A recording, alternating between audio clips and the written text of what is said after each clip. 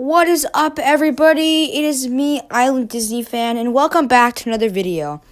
So, Piggy Book 2, Chapter 11, The Camp, came out yesterday as of recording this, and honestly, I would say it's probably one of the best Book 2 maps. It's probably the hardest one, but it's honestly really awesome, as we finally made our way up north to Doveport, and we finally made it to the military base to get the cure, but unfortunately, the entire military has been turned into zombies. I mean, what are the odds, right? Anyways, besides this map being incredibly awesome, there was something I found very interesting about one of my older theories where I talked about Mari, the marionette mouse skin that we got alongside Chapter 5 Sewers of Book 2 and the Alpha skin. Yeah, that character. So, a little while back, I made a theory about how I thought Mr. Stitchy was using puppets like Mari to control the infected. And I thought Mari was like a voodoo doll of Mousy, and that was how Mousy lost her legs, where Mr. Stitchy ripped the legs off the Mari puppet, which is pretty dark, actually. But after Chapter 10's The Temple Savior ending, we learned that Mr. Stitchy is actually not the big bad guy and leader of the Insolents. It's actually this guy right here. We don't actually have a name for him. People call him Harold or Dude Man or the Insolence Overseer. I'm just going to call him the Insolence Overseer because I feel like that's the most likely name he's going to have. I mean, he's definitely not going to be called Dude Man, let's be real. But anyways, according to the end of Chapter 10 Temple, in the Savior ending at least, Pony does mention that the weird Insolence guy does try to control people with using his wicked bribes, and then and like I said, he could actually control you. So does that mean Mari is one of the puppet versions of someone that he's tried to control, or that he is controlling? And I actually think I know who Mari is a voodoo doll puppet of. I don't think it's Mousy. I actually think it's this guy.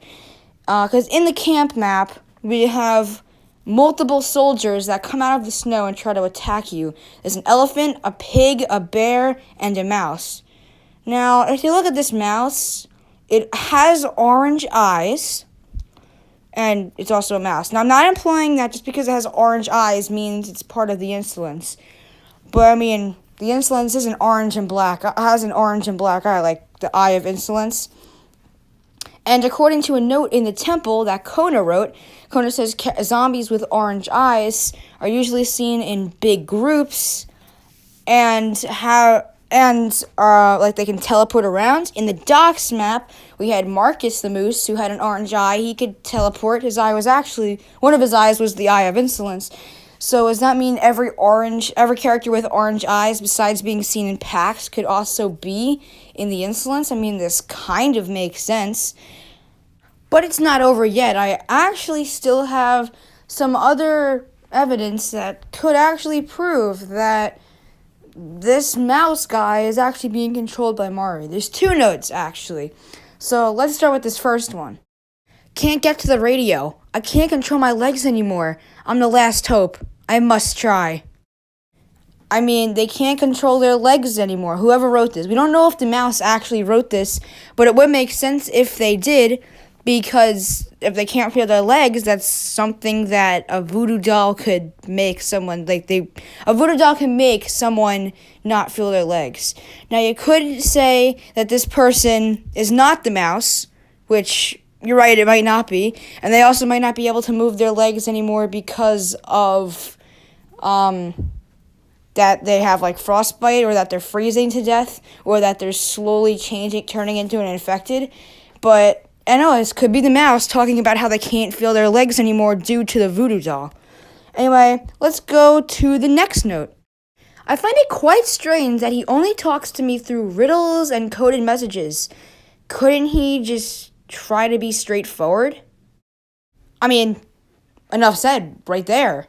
I mean, look at that.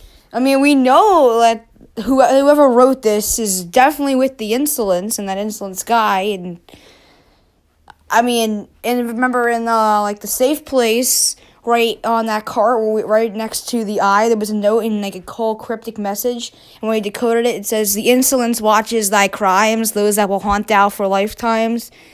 Like, it kind of makes sense that he would only talk through coded messages, and whoever is writing this is with the insolence, so that mouse guy could be writing with the insolence. I don't know. But let me know what you guys think of this theory in the comments down below, because I actually think this kind of makes a lot of sense. I feel like it could be logical.